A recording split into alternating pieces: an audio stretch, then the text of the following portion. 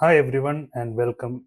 In this presentation, we'll be looking at one of the most fundamental topics for every quantity surveyor working on UK construction projects, understanding the difference between NRM 1 and NRM 2. If you have recently started working on UK projects, these two documents can initially seem confusing because both deal with measurement and costing. However, they serve very different purposes and are used at different stages of a project. In this presentation, we'll understand what each standard is, where it is used, how they differ, and why both are equally important. We'll also look at a practical project example to see how a project moves from NRM 1 cost planning to NRM 2 bills of quantities. By the end of this session, you will know exactly when to use each standard and how they work together throughout the project lifecycle. Let's first understand what NRM actually stands for. NRM means the new rules of measurement published by the Royal Institution of Chartered Surveyors, or RICS. These standards were developed to create a consistent approach to cost management and measurement across the UK construction industry. NRM 1 focuses on order of cost estimating and cost planning. It is mainly used during the early design stages when only limited design information is available. The aim is to establish realistic project budgets and support design decisions. NRM2, on the other hand, is used much later in the project once the technical design is complete. It provides detailed measurement rules for preparing BOQs, which contractors use for tender pricing and later for valuations and variations. So, a simple way to remember this is NRM1 helps you estimate the budget, while NRM2 helps you measure the actual work to be constructed. This slide compares the two standards across several important criteria. The biggest difference is their purpose. NRM1 is used for cost estimating and cost planning, whereas NRM2 is used for detailed measurement and BOQ preparation. NRM1 is generally applied during the concept and developed design stages when drawings are still evolving. NRM2 comes into play during the technical design and tender stages, where detailed coordinated drawings are available. Another major difference is the level of cost certainty. Since NRM1 relies on approximate quantities and benchmarking, it provides an indicative estimate. NRM2, however, uses precise measurements and therefore offers much greater cost certainty. The users also differ. NRM1 is mainly used by cost managers, clients, and design teams, while NRM2 is used extensively by quantity surveyors, estimators, contractors, and subcontractors.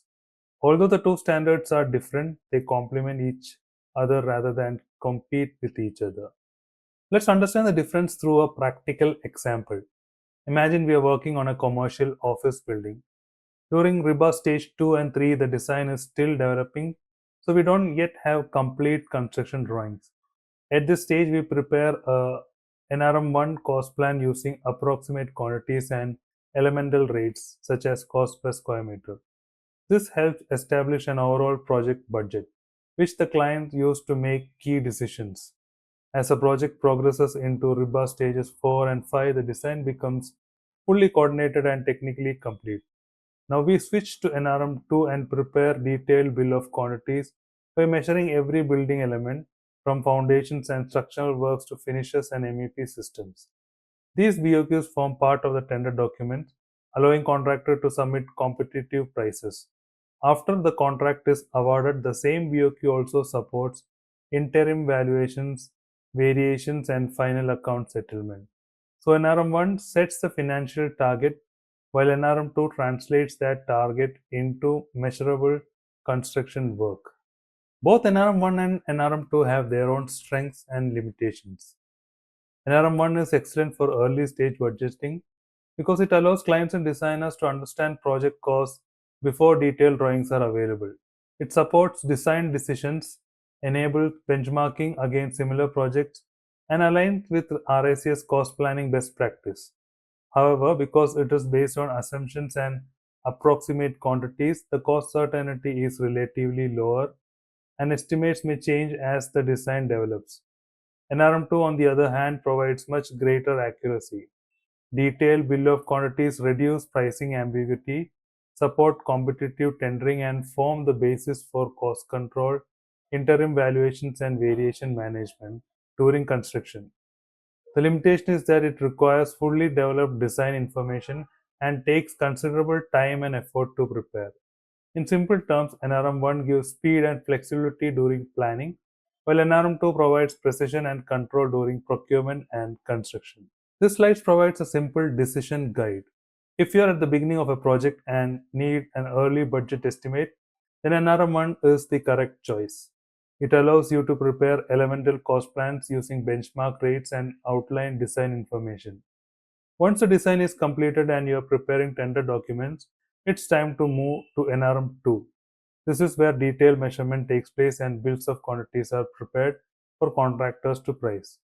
During construction, NRM2 continues to play an important role by supporting interim valuations, variation assessments, and final account preparation. One common misconception among beginners is that NRM2 replaces NRM1. In reality, that's not true. They are used sequentially. NRM1 helps establish the project budget, while NRM2 helps manage and control that budget throughout the construction phase. To conclude, let's summarize the key learning points. First, NRM1 is your cost planning tool. It helps establish project budgets from concept through developed design using approximate quantities and benchmarking. Second, NRM2 is your detailed measurement standard. It is used during technical design and tender stages to prepare BOQs and support contract administration. Third, these two standards are not alternatives. They complement each other and together cover the entire cost management lifecycle of a project. Finally, choosing the right standard at the right stage improves cost certainty, supports better commercial decisions, and reduces project risk. Whether you're preparing an early cost plan or a detailed BOQ, understanding when and how to use NRM1 and NRM2 is a fundamental skill for every quantity surveyor. Thank you for watching, and I hope this presentation has helped simplify the difference between these two important RICS standards. Remember, NRM1 tells you what the project is likely to cost. NRM2 tells you exactly what needs to be measured, priced, and managed. If you have not yet subscribed to QSplorer, please do subscribe for quantity surveying related topics, and please do share it with your friends and colleagues in the quantity surveying field or in the construction field. Thanks a lot for watching. Take care. Bye.